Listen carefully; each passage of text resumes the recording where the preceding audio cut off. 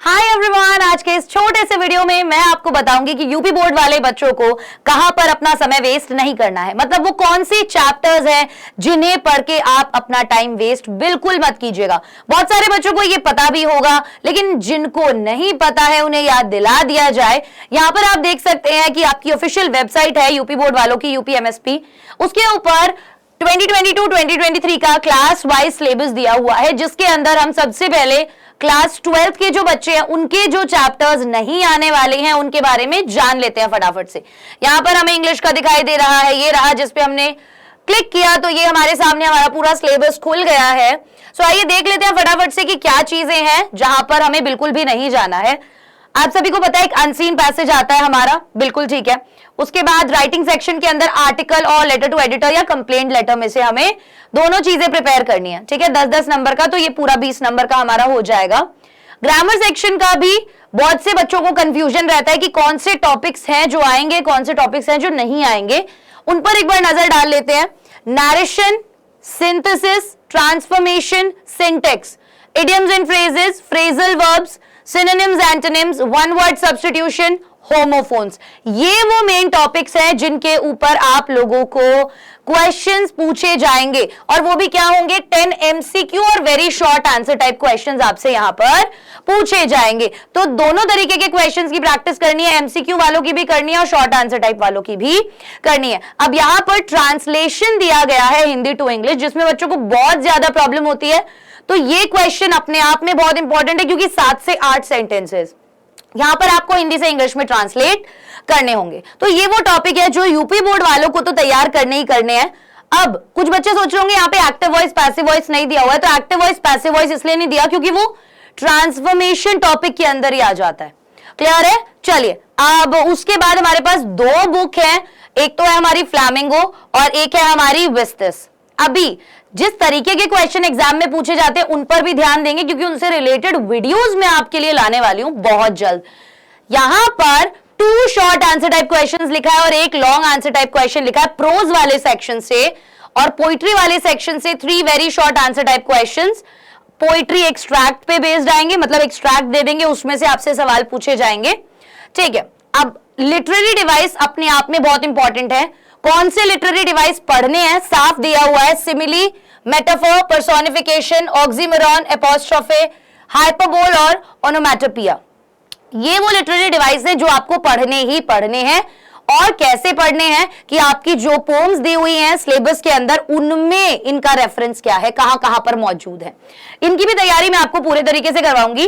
देखने वाली बात यह है कि यार जो चैप्टर्स हैं वो कौन कौन से कट गए हैं। तो प्रोज वाले सेक्शन में फ्लैमिंगो से आपके पास केवल ये 5 चैप्टर्स आने वाले हैं।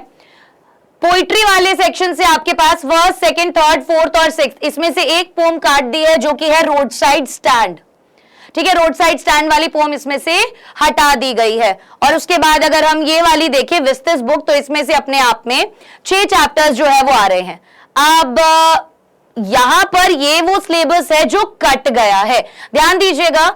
Poets and pancakes chapter cut चुका है, द इंटरव्यू चैप्टर कट चुका है और गोइंग प्लेसेस चैप्टर कट चुका है। ये तीनों चैप्टर्स आपके सिलेबस से हटा दिए गए हैं। पोइट्री में रोड साइड स्टैंड पोम हटा दी गई है, और विस्तिस में events, rise and O level और memories of childhood. So events और मेमोरीज वाला ये 2 चैप्टर यहां से भी कट हो गए। तो आपके लिए काम बहुत आसान हो गया। 3, 2, 5, 6 चैप्टर्स आपके बिल्कुल हट चुके हैं, जो आपको पढ़ने में टाइम वेस्ट नहीं करना। ये अपने आप में बहुत बड़े बड़े चैप्टर्स हैं और बहुत मुश्किल चैप्टर्स भी हैं। तो कहीं आप बाई चांस ऐसा हो कि आपको पता ना हो सिलेबस का, तो इसीलिए आपको बताया जा रहा है। राइटिंग सेक्शन में बिजनेस लेटर हट गया है, तो केवल लेटर टू एडिटर और कंप्लेंट लेटर आपके एग्जाम में आने वाला है। ये तो बात की हम लोगों ने क्लास 12th वाले बच्चों की। अब अगर हम बात करें क्लास 11th के बच्चों के लिए, तो वो भी यहां पर ही है। बैक जाना सर एक बार, ओके। यहां पर अगर हम क्लास 12th वाले बच्चों की बात कर चुके हैं, अब अगर हम क्लास 11 के बच्चों की बात करें तो उनका सिलेबस ये रहा। उस पर भी नजर डालते हुए अगर हम देखें तो यहां पर राइटिंग सेक्शन में थोड़े से टॉपिक्स इन बच्चों के बढ़ गए हैं। अनसीन पैसेज तो ऑब्वियसली सब में आता है, लेकिन राइटिंग सेक्शन के अंदर रिपोर्ट राइटिंग और नोट मेकिंग ये टॉपिक इंक्लूड हो गया है। बाकी लेटर टू एडिटर तो आ ही रहा है, कंप्लेंट लेटर भी आ ही रहा है, ऐसे और आर्टिकल भी आ ही रहा है। तो हमें रिपोर्ट राइटिंग और नोट मेकिंग भी पढ़ना होगा क्लास 11th के बच्चों को। उसके बाद ग्रामर के टॉपिक्स सारे सेम है, वही सब चीजें हैं जो 12th वाले बच्चों की आती है, इसीलिए मैं बोलती हूँ कि ग्रामर 11th और 12th क्लास का सेम है, कोई ज्यादा डिफरेंस नहीं है उसके अंदर। उसके बाद अगर हम बात करें बुक की, तो यहां पर भी हमारे सेंट्रल आइडिया से रिलेटेड और हमारे फिगर ऑफ स्पीच से रिलेटेड क्वेश्चंस डायरेक्ट पूछे जा रहे हैं। सेंट्रल आइडिया से 4 नंबर का सवाल सीधा सीधा बोल दिया आप लोगों को आया जाएगा, और हमें इसमें ध्यान ये भी रखना है कि फिगर ऑफ स्पीच से रिलेटेड भी क्वेश्चन इसमें पूछा जा सकता है।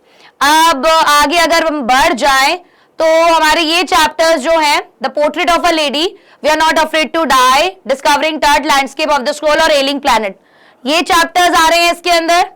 पोइट्री में हमारी 4 पोम्स आ रही हैं, a photograph, the laburnum top, the voice of the rain और चाइल्डहुड। उसके बाद स्नैपशॉट वाले पार्ट में हमारे पास ये 5 चैप्टर आ रहे हैं।